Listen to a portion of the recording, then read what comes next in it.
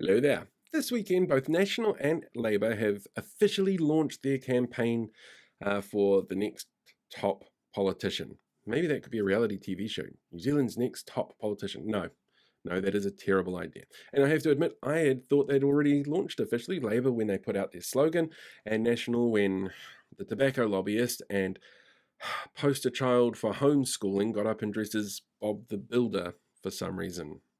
But no, this is their big official launch, which means that we're going to start hearing a really specific term an awful lot over the next few weeks in the build up to the election, and that's average New Zealander. You see, the average New Zealander is a sort of very vaguely defined ideal that we hope a lot of New Zealanders are going to consider themselves. So if a policy is pitched at them that way, maybe they'll see it as being a positive policy for them. But that can be really, really misleading. Let me give you a couple of reasons why. First of all, there's three different ways to work out an average. There's the mean, which is when you add up all of the information in a data set and then divide it by the number of data sets and find out what the middle is. Or there's the median, where you have all of the data sets and you find the one in the middle. Or there's the mode, which is the number that shows up the most in data sets. Which average are they talking about? On top of that, the vagueness of this means that you can be pitched something like a tax plan and not really understand exactly how that's going to affect the average New Zealander. Fortunately for us, Stats NZ actually has a lot of data on what an average New Zealander is. They're most likely going to be 37, they're going to earn around $70,000 a year, and chances are they're going to be probably female because we have a slightly higher female population than male, and are more likely to be single than in a relationship, which means we've got enough information to go through and compare tax plans, for example. And this is where things get really murky. You see, a lot of our political parties say that their proposed tax changes are great for the average New Zealander.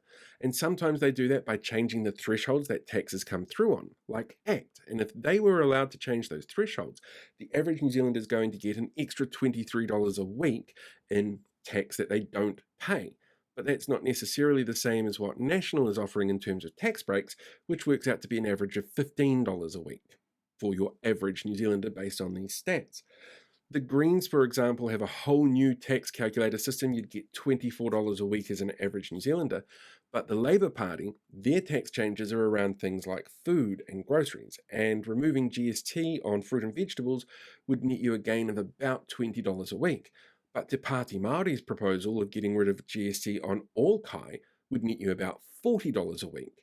But those aren't tax break returns, those are just savings that you make on things that you're already paying.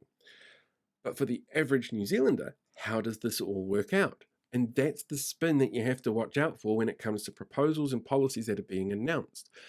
They are aimed to be kind of vague but hopeful, that you're going to find something in there that works for you. And that's why when you look at things like how much you're going to get as a tax break from National, it's this huge graph because the average is really an anomaly.